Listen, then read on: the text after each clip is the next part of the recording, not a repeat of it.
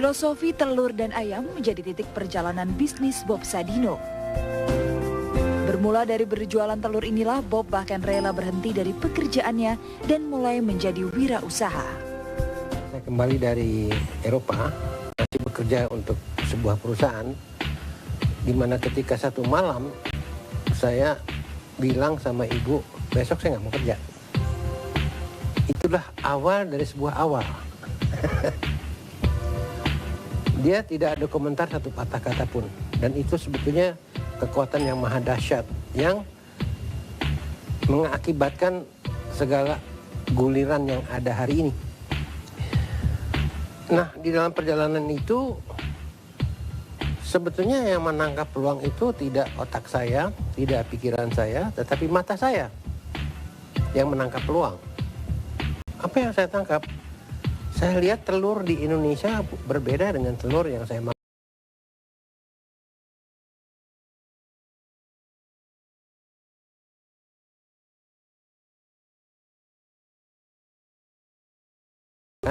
Di Eropa. Nah, dari situlah saya terbetik pikiran saya bersama beberapa orang kawan untuk menulis surat kepada pembiak, ya, breeder ayam di negeri Belanda untuk membeli beberapa ekor ayam untuk dikirim ke Indonesia. Ya, otomatis ketika ayam itu berproduksi 5 kilo, untuk dimakan pun terlalu banyak kan untuk kita berdua kan. Jadi saya jual. Perjalanan Bob Sadino beralih jadi wirausaha bukan tanpa kendala. Awal memasarkan telur ayam negeri, ia dibantu istri memasarkan telur dari pintu ke pintu. Saya jalan kaki, ibu bawa 2 kilo ke kiri, saya bawa 3 kilo ke kanan. Saya ketuk semua pintu rumah orang Indonesia. Tapi seorang pun tidak ada yang mau beli telur yang saya jajakan tadi. Karena nggak ada yang ngerti. Ya. Nah, ketika saya mengetuk pintu rumah orang asing, langsung dibeli. Ya. Nah, keesokan hari lagi dia cerita sama kawan. Kawannya juga membeli. Ya. Lama-lama permintaan banyak. Kemudian kita tambah ayam telur lagi, ya, dari negeri Belanda. Pengalaman Bob Sadino hidup di Eropa membuat dengan cepat ia memahami kebutuhan pasar ekspatriat. Akhirnya apa? Saya tidak ada satupun langganan saya orang Indonesia. Kecuali mereka-mereka yang pernah tinggal di luar negeri, ya. Pegawai-pegawai kedutaan, pokoknya dia beli telur pada kita gitu. Maka berkembanglah usaha ini, ya. Karena apa? Karena dari pelanggan itu kita selalu dapat masukan. Bob, kamu sudah jual telur, tolong dong jual garamnya. Loh, saya bingung kenapa yang diminta garam. Akhirnya saya tahu bahwa garam pada waktu itu dijual dalam bentuk bata, persegi itu, dijualnya di atas tikar di tanah. Tidak ada orang asing yang mau beli kan? Nah, saya lalu mengadakan garam yang sesuai dengan apa yang disuguhkan sehari-hari di Eropa gitu ya. Udah ada telur, ada garam.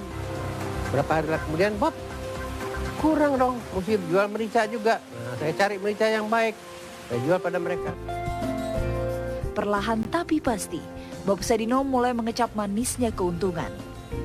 Di awal tahun 1985, perusahaannya mampu menjual 40 ton daging segar, 60 ton daging olahan, dan 100 ton sayuran segar per bulannya. Hingga akhirnya Bob merintis pendirian pasar modern Kemcik. Kemcik ini awalnya saya ingin hanya satu saja. Saya tidak mau kembangkan ke lain-lain tempat. Sampai kita ada satu posisi keterpaksaan. Ketika bangunan Kemcik lama dibongkar untuk mendirikan sebuah bangunan tinggi, saya sewa tempat di Pacific Place luas 2.000 meter, ya kan? Ya, timbullah Kemcik kedua. Tetapi tidak akan lagi ada Kemcik selanjutnya. Cukup di situ aja. Ya, ternyata seni hidup ini bagaimana seorang bisa mengatakan cukup. Enough is enough. Tidak hanya sukses mengelola pasar modern, pria bersio ayam ini juga sukses mengenalkan sistem budidaya hidroponik.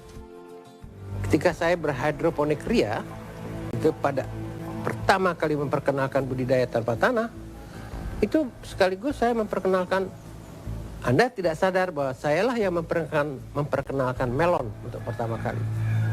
Jagung manis untuk pertama kali. Paprika, brokoli, dan segala sayur-mayur yang Anda lihat di Kemtik itu tadinya sebelum tahun 70 atau sebelum tahun 80 nggak dikenal orang. Tidak dikenal orang. Ya. Jenis-jenis terong, jenis timun, macam-macam jenis sayur-mayur Eropa dan jenis sayur Jepang.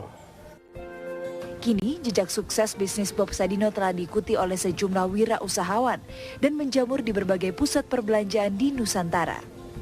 Pasar-pasar modern yang menjajakan bahan makanan serta sayuran segar kini dapat ditemukan di berbagai tempat.